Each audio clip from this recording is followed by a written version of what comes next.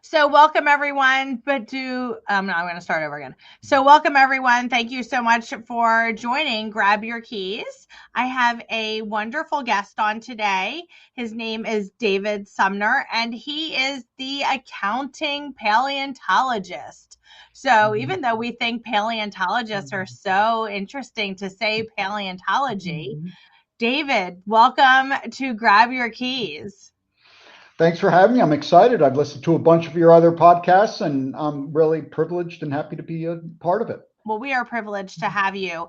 Can you first make our viewers and myself understand what an accounting paleontologist is? Sure. I don't know if anyone else uses the term. It's my own little Right. catchphrase or term.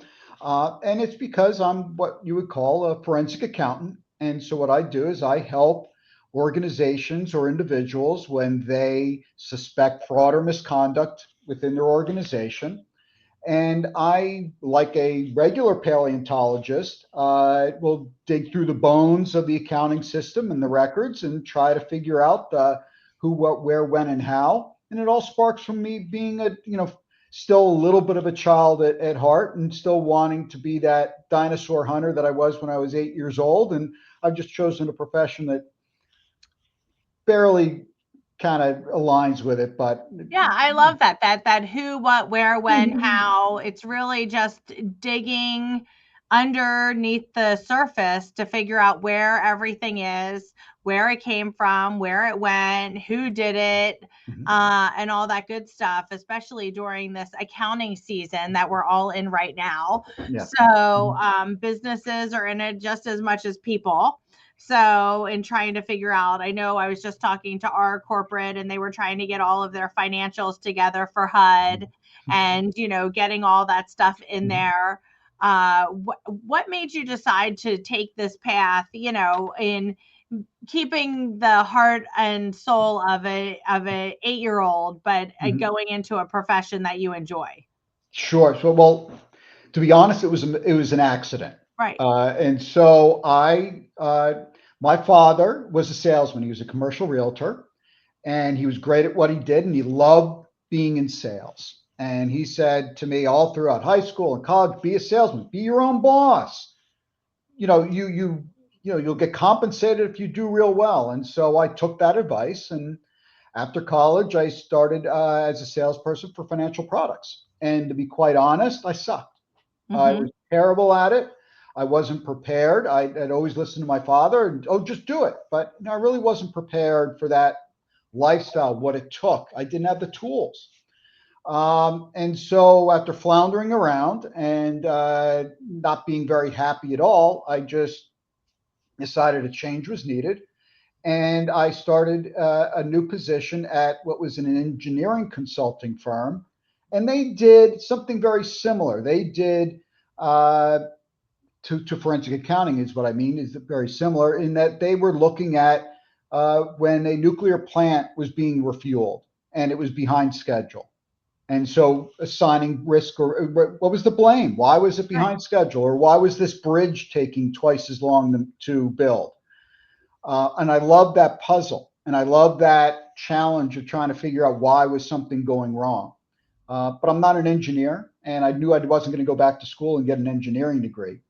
So I found moved on again, but with a focus in mind, and I found a position at a Big Four accounting firm doing forensic accounting, and it's the same thing. I love it, and to this day, I got bit early on, still love it. That's amazing. What do you think? I mean, you've been doing this for how long? Oh, 25 years. Right. So, what do you think the three keys to being successful at anything are? Anything. Where are Yeah. your three keys to success? So I think I'm going to do a little bit of a mashup, I think, as I'm thinking it through of what's good for me personally and also in my profession. One of the things I think I'm very good at is I'm pretty good under pressure.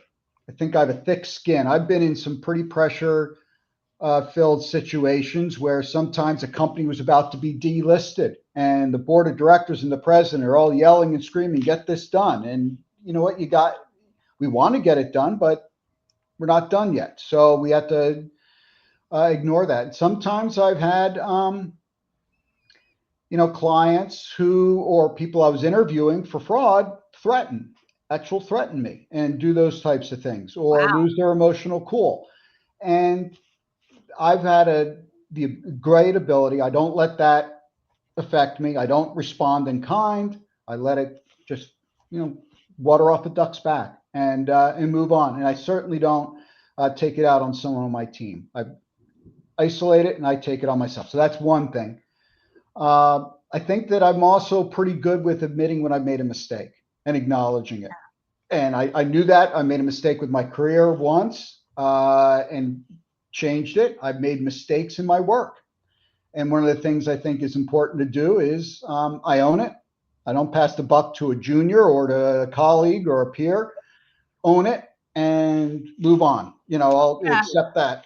Would you say, because obviously you manage people, would you say, and I find this in my profession, that when a mistake's made, even if it's somebody on my team, I own it. Like, it's my mistake. It's our team's mistake, which makes it my mistake. Do you feel that you do that too? Oh, absolutely. There is no, I don't think anything can be gained by saying, oh, so and so the Yeah, first year, second year did it. I look at everything that goes out the door when someone did it. right, And if I didn't catch it, then I didn't catch it. right, And therefore I own it. right, So that's the point. I'm ultimately responsible to my client. And I'm the one that I'm asking them to pay for my services. And I also, out of that, they should expect to hear my honest response to a mistake. right. Absolutely. So good under pressure, keep an emotional cool, Mm-hmm. and admit mistakes. I don't think Yep. that any of those three, and with all the people that I've spoken to over the past 2 years, have come up with that three combination. I absolutely love it because each one really shows a high level of emotional intelligence. Besides, being an accounting paleontologist, you're good under pressure, you're looking at all the numbers, you're figuring everything out. But then you're also I can't imagine with fraud and everything else that might come about in your profession, keeping your emotional cool. You're dealing with people's companies, their first babies, their second borns, things that are important to them, plus their money.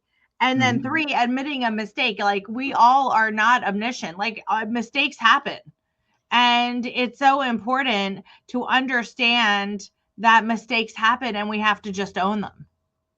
Yeah. And, one of the things that really makes it, worthwhile is sometimes what I do is I actually will say there isn't fraud. I've tried to get to the right answer. Sometimes there is fraud and sometimes there isn't. But when you are questioning someone, they will get emotional. I'll remember the first interview that I got that really cemented my view that I was in the right industry profession was when I elicited my first admission of guilt. And it was, where I put all the evidence down in front of this individual, asked him whether or not he did the wrongdoing. And I had learned, because I had some good people that I learned from on how to conduct interviews. And then I zipped my mouth up. And for what seemed like 2 hours, but I think it was probably only 30 to 40 seconds, while this individual looked around their office, they looked at the family photo, they looked at their reports and their degree, and they knew that what was happening. But they acknowledged it. We treated it like professionals. And while he lost his job ultimately, I think at the end of the day, he got a fair shake. He also took responsibility for his mistakes. And I think that I hope to think that he's learned his lesson and he's a better person, a better man Right. for it now. Yeah, we all understand that mistakes happen, and you have to own up to them and move on for them. What's one challenge that you have faced that has shaped who you are today? Um, I faced lots of challenges, but let's say that I came into this industry early on when I was not actually qualified. I was not I was an economics major, and I had to sit there when I was early on deciding that this is what I wanted to do. Not only did I do the work and it was hard, and I had to work extra hard because I didn't have the accounting background that my peers did and my bosses and my clients expected. So I took classes at night at Temple University, and took extra classes to prepare for the CPA exam. And I had to put a whole bunch more effort in than a lot of other my peers did. Right. And it was worth it. And I'm glad I did it, because when I talk to my friends and a lot of other people, they have jobs, but they don't love it. Right. I have a job and I love it. Right. Yeah. What do you think makes you love your job? My wife will laugh if she hears this comment here, is I'm very competitive. Right. And I will, and that's seen when I'm doing, let's say, board game night with the family. My wife still gets angry with me. I have a 22 and a 23-year-old, and I don't let them win. Right. I am winning the game no matter what it is, whether it is, when I visited my son, we were doing some ping pong game in the backyard of the fraternity, or, a board game at home. I was going to win that game. And so when I'm presented with a allegation of fraud, I am at it to figure out what happened. And I know when someone's being dishonest. And when all of a sudden I figure they're dishonest, I'm like a dog on a bone. And I want to get to find and figure out the puzzle. And I'm very motivated by that. I get the competitiveness. I mean, I'm in a competitive field. I'm competitive with my children. I get it. And I was never, were you competitive as a child too? Do you think it was something that you were born with, or did you learn the competitiveness? Because like, I was not competitive in high school or really even in college. Like, I just got competitive in work life. Now, see, I wasn't much of an athlete, but I was always competitive at something. I hated to be wrong, and I knew when I was wrong, I kind of knew it. But I hated that. I think. Well, I also hate to be wrong. So if that's a competitive, then guilty. I think it's always been in me. I don't remember, because we didn't play games as a family in my household. Right. And I wasn't an athlete. I just always, that was just the way I'm wired. Right. Are your children wired that way too now? I don't think not nearly as much as I am. Yeah. No. If it's in a gene, it wasn't passed on. Right. That's my question. Yeah. So in the industry that you are in, do you see this, your industry, the accounting industry, the business industry evolving in any way or in any one direction right now? Well, depending on when you're listening to this podcast, right now, it will be in the first half of 2025. Exactly right. A lot of the bigger accounting firms are going through a lot of layoffs. So that's sort of in the, I think that's got a lot of people in the accounting industry a little bit walking on eggs. Certainly there's a lot of change or potential change with the prospect of less government financing. Right. Funding, excuse me. But then on the other side, everyone talks about AI, and I know it's a buzzword and it can mean a lot of things, but I do truly think every industry will be impacted by it in some shape or form at some point. I think some people see it as a threat. I don't personally. I don't think I was just going to ask, you took the words right out of my mouth, because I feel that you're going to always need the personal touch with regards to accounting or fraud or mergers and acquisitions, or any of that, or mortgage, or any of that kind of stuff.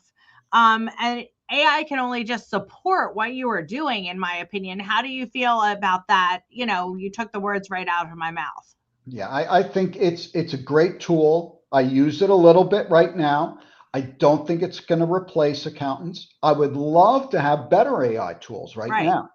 If I could have better, more reliable AI tools, I could deliver my work product, my reports faster, cheaper to my clients. I would have more comfort. For example, when I'm talking to a company and we're talking about millions of transactions, we can't look at that each one of those Right. million transactions. Having better tools to do that will give me the ability to conclude with more confidence and be able to give them a better answer. And then the story I told about doing an interview of someone, a mission seeking interview. AI, well, other than in like a science fiction movie or something Right. like that, there's a side to that humans are always going to have a role in. Right, And because everyone feels that everything is a science, but I even say with mortgage, I'm dealing with all numbers. You're dealing in accounting, you're dealing in all numbers, but there's an art and a science that have to be merged together to come up with a product that you're comfortable handing to someone. And I think that even though our businesses are so different, they're actually very similar in that you need to have the art and the science of it mold together.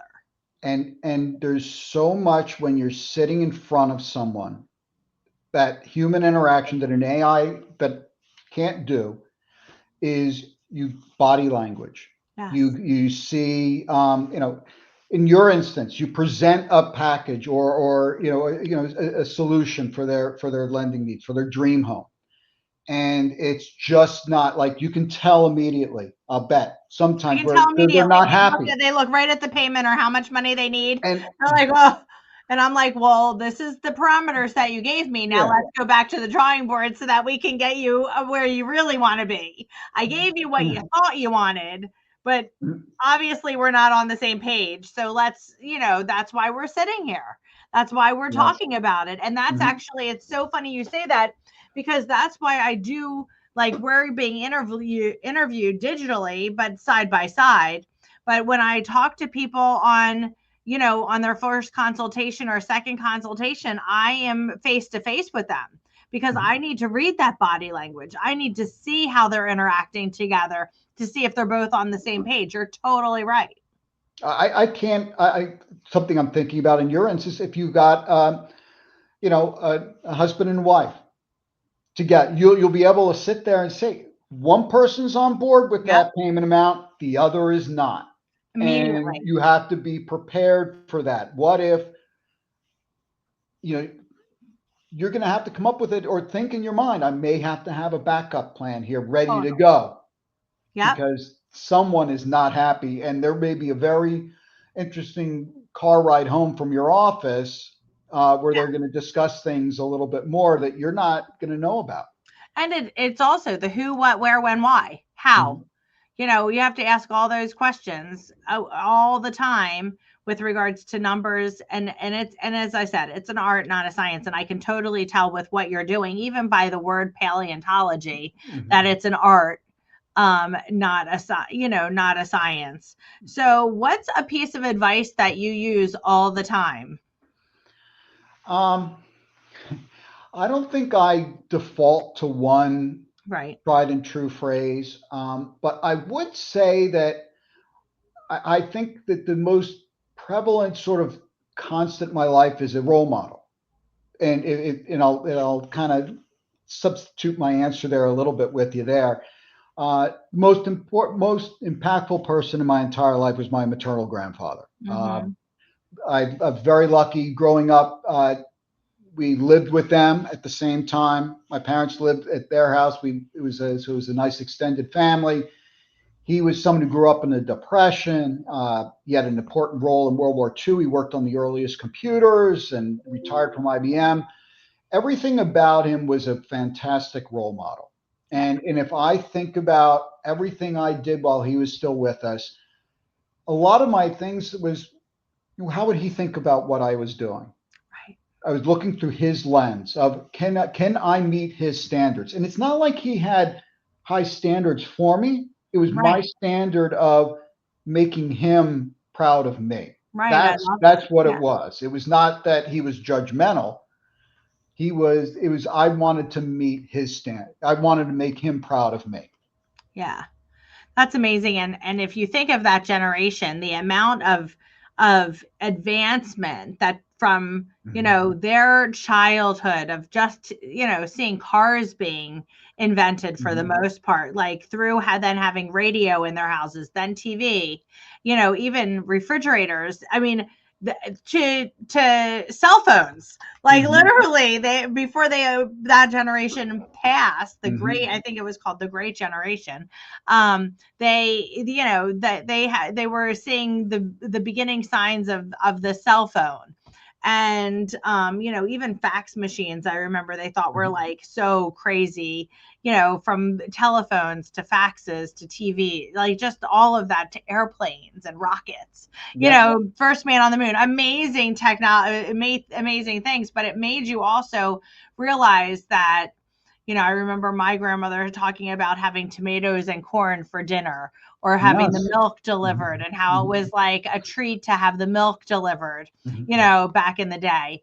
And to hear those stories and really understand where generations built on generations upon generations to have a better life for each other. And there were families living together and extended families, so that you could learn that. That's, seeing things through those people's lenses. And I understand you weren't like, you knew that no matter what you did made them proud. It's just that you wanted to make them even prouder. Yeah. It's little things too. Yeah. I mean, he grew up in a depression, never had money. We never left food on the plate. It was always, and it wasn't because there was, I think most of the time there was enough food. But it was, you never took more than what you needed. You could go Exactly. back for seconds, but you didn't leave food on your plate. And that drives me bonkers with my kids. And, Right. and it's hard for me to explain to them in this time of plenty. I don't, just take small portion and go back and get as much as you want, but don't throw away Right. that bit of food. And that was just just something that's always been with me. I was never for wanting of food that I remember, but it was just something, a little thing that it has always stuck with me.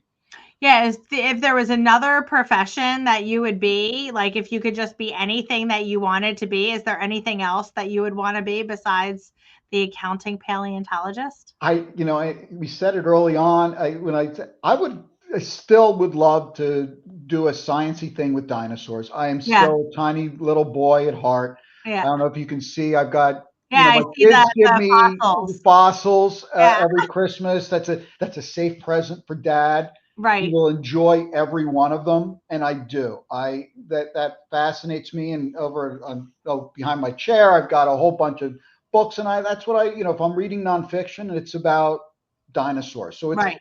maybe it's a little bit weird, but it kind of really rolls up into who I am.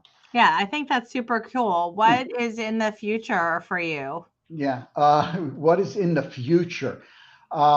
I'm going to make a plug here for you. That unsolicited. Stu did not pay me for this. But I was listening to one of your more recent podcasts, and with Megan, Okay. and one of her phrases, and I'm going to misquote it here. I think she said, "I love going to work and I love coming home." Right. No, she It's she something said, close to that. I love going to work as much as I love coming home. Like Okay, I want what I want I to knew do. I was I going to do misquote it. totally understand what you Yes. just said. Yeah, Yes. and that is, I love what I do. The challenge, the different clients, the variety. It uses my skill set and the way my mind works, my competitiveness, all very good. And then coming home is also awesome. I'm so happy that I went from a big four firm to a mid-sized firm where I changed my work-life balance about Right. 6 years ago, and that's made a huge difference. I'm still amazed that I'm still married after what I did early on in my career, I know. working for a big four. My wife was alone with two kids, and I was gone sometimes 6 days a week, traveling, and sometimes for a month at a time. I'm so lucky that she didn't divorce me. Right. So I love coming home to them. Every night when I'm home, my pets give me great enjoyment. That's goofy too, but those things bring a smile to my face. And if I'm smiling every day, I'm happy. Yeah, so it was so funny because I just spent a weekend with great friends and Mhm. friends' children and family. And I left, and my cup was runneth over. There was so Mhm. much joy and laughter, and it really is a work-life balance that we all have to work towards every single day. And that's one of the great things about bringing Grab Your Keys to the viewers, to Mhm. see that, like, not every key fits the same keyhole. Like, Mhm. there's lots of different things to do in your life, lots of ways to find joy, lots of ways to find success, and it's just grabbing your keys and making it work. And when that key doesn't work for you any longer, switch it out and get a different one. It's exactly right. That's Yes. exactly right. Don't be afraid to make that change because you can do something, you can make it better. Yeah, you can always make it better. And I so appreciate you being on Grab Your Keys with me. I've really appreciated getting to know you, understanding your business, and you as a person. I love the scientific parts. I love the fossily parts, the Mhm. paleontologist parts. Mhm. So thank you so much for giving just a little piece of yourself to Grab Your Key audience. So remember, everyone, if you liked it, put a like. If you share it, please share it. And we always appreciate hearing from you about what you want to hear on Grab Your Keys.